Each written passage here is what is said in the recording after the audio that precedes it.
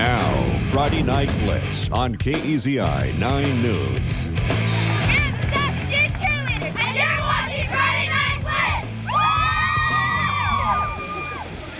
Welcome to the Friday Night Blitz. I'm Jake Zivin. He is Erik Elken. 2 weeks ago, defending state champion Sheldon lost a regular season game for the first time since 2008. But that was to Central Catholic. The Irish's conference unbeaten streak was still intact and in no danger tonight, playing at North Medford, right? Wrong. The Irish and the Black Tornado each sitting at 2-1, each with one win in league play. 6 seconds left in the first half. North Medford's Nick Janakis runs in from 2 yards out. Black Tornado on the board. It's tied at 7 at the half. Third quarter, Sheldon's Joseph Kuhn to Kellen. Don't call him Connor Strom. Sheldon faking out the cameraman, but Strom's in the end zone for a 70-yard touchdown. Sheldon up 14-7. Fourth quarter at 17-7 Sheldon. Troy Fowler to Janakis. What a catch. Touchdown North Medford. It's 17-14. Black Tornado getting the ball back, and it's Fowler heaving it down the field for Tristan Holmes behind the defense. Touchdown North Medford. A shocking upset. Sheldon loses in conference for the first time since 2008, 21-17. They're partying in Medford tonight. Undefeated Roseburg currently sitting atop the Southern League, taking on Thurston this evening. Thurston and Roseburg tied up going into the second quarter. Brendan Quinn picked off by Roseburg's Travis Drever, and that would lead to this. Next play, Roseburg's Tyler Kinnell connects with Levi Holden. Holden all the way in for the touchdown. 21-14, Roseburg with the lead with 5 minutes left in the third quarter. Later on, Roseburg's Cody Walker will give the ball to Levi Holden, and Holden takes care of the rest for the touchdown. 28-14, that was the dagger. Roseburg goes on to beat the Colts 28-14. Chris Miller, South Eugene, looking for their third win of the season, hosting winless South Medford. It's crazy. South Medford scores first. Craig Contreras to Sam Beamish. Touchdown, 7-0 South Medford. Then Contreras will hand off as South Medford gets the run game going. Anthony Gomez takes it up the field, 42 yards. He'll be brought down inside the 5 at the 1, and that was easy for South Medford from there. Again, it's Gomez finishing off what he created. Short touchdown, 14-0 South Medford. South Eugene getting in on the action. Ray Roundtree, Liam Duncan going up and getting it. Touchdown, Axman. 2 minutes to play before the half. It was 14-7, but South Medford ran away with it after the break. 32-7 final. To the 5A Midwestern League, our game of the week, Eagle Point visiting 7th-ranked Springfield. You saw it live on Live Well Western Oregon. First play from scrimmage, Trevor Watson, just a sophomore, 65-yard touchdown pass with Brandon Haas. You blinked and Springfield's already up 7-0. It was that score until the second quarter, though. That's when the Millers blew it open. This could very well be our top play of the week on Sunday Sports Extra. Taylor Travis fields the punt, runs into his own guy, reverses his field, and then he's off to the races. Just look at this speed from Travis. 21-0 Millers on the 66-yard punt return.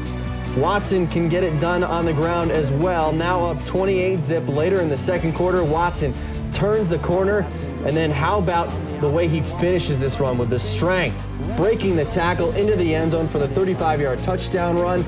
Watson's second rushing TD of the game. Taylor Travis scored 3 touchdowns on the night, including a 66-yarder late. Miller's blowout and shut out the Eagles 48-0, led by the sensational sophomore Trevor Watson once again. You know, I basically, it's a sad deal. He's standing over there, but I've ran out of things to say about him at this point. You know, he's going to continue to push himself, but I mean, there's only so much you can say about a 4.0 student that comes out, and I think he's averaging probably 25, 26 yards per rush and per pass. I mean, that's pretty dynamic. We just came out with a lot of enthusiasm. You know, we were ready to play this game. We just executed our plays just like practice. You know, worked out pretty well. Undefeated Ashland made a statement by beating Marist last week, looking to maintain the top spot in the league, playing at Churchill. Daniel White, seems like he's been there forever. The lefty quarterback picked off by Clayton Noriega. But then a punt by the Lancers, who were forced to punt. Shashi Penn back deep for Ashland. He is a dynamic player. Picks up the bouncing ball and takes off down the sideline, breaks a tackle. He'll kind of step over the punter and walk into the end zone for the first touchdown of the game, 7-0 Ashland. Then Churchill, Justin Kearney to Junior Perez. Kind of just a simple little pass, and Perez weaving in and out and breaking a tackle and getting into the end zone.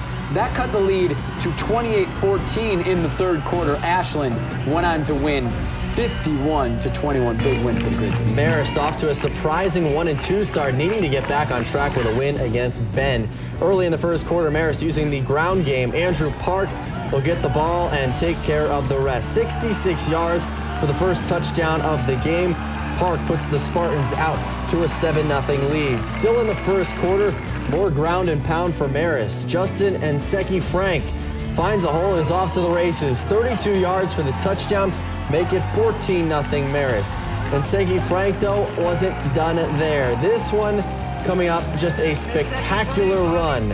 And Seki Frank, just look at the patience, bounces it out to the outside, around the edge, and then kind of like what Watson did, watch him finish the run, lowering the shoulder to the pylon, in for the 21-yard touchdown. Marist looking more like Marist. Spartans roll 55-0. Bummer for the Lava Bears, one of the best mascots in the state, a mythical creature. Don't know if you knew that. North Eugene seeking their first win of the year, playing Willamette. Third quarter, Willamette up 35-14. Sam Aguirre through a hole, breaks off a big run all the way down to the North Eugene 15, but Willamette could not get any points out of after that run. In the fourth quarter, again it's Aguirre, again a big hole, nice cutback, a 60-yard run this time, again down inside to the North Eugene 20-yard line, and on the next play, Aguirre is able to finally finish it off, carrying the load for the Wolverines tonight. Touchdown Willamette, that made it 45-14. Willamette blows out the Highlanders 63-14. Do not go anywhere. We have more high school football highlights right around the corner. Those and much more straight ahead when Friday Night Blitz returns.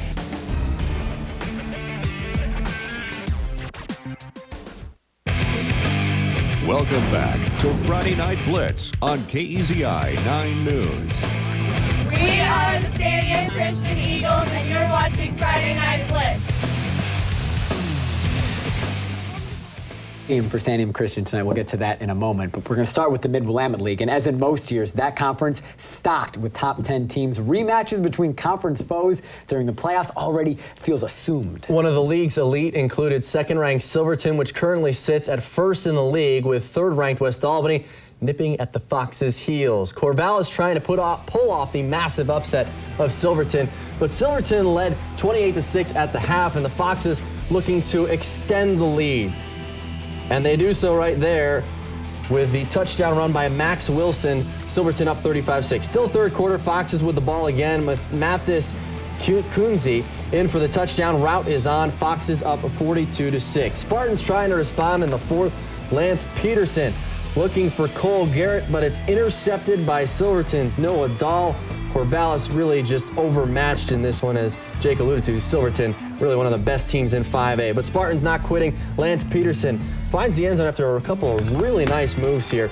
Wouldn't be enough, though. Spartans lose 56-13. Other Mid-Willamette Conference scores tonight. Third-ranked West Albany crushes Woodburn 55-0. Ninth-ranked Crescent Valley also puts the hurt on Lebanon 52-13. And Dallas whoops South Albany 42-7. Not a lot of close games in that conference tonight. 4A action, this was not a close one either. Scio at Sutherland, 0-0 in the first. Taylor Carlson right into the hands of Christian Jacobson, who takes it all the way down to the Sutherland 2. That leads to a Viking touchdown. Start of the second quarter, Andrew Tupa from 5 yards away takes it in, makes it 15-0 Scio.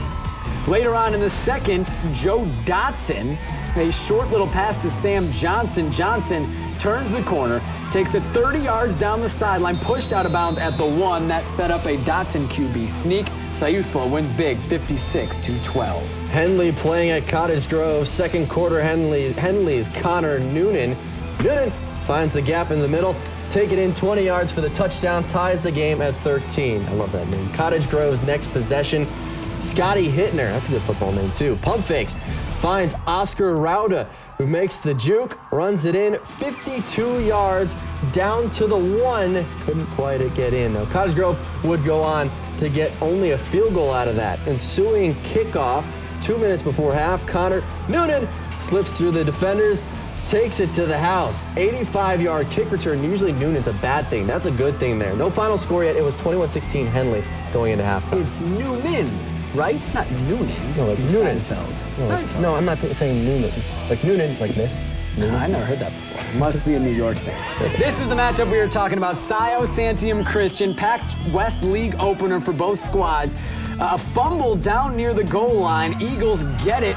A big opportunity for Scio, missed out. Scio coming right back. That's Tyler Hull right into the camera person. Big hit out of bounds.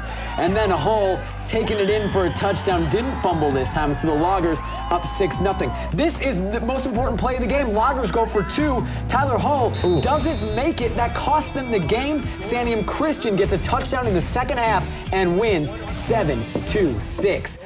Big win for Santiam Christian in Pac West play.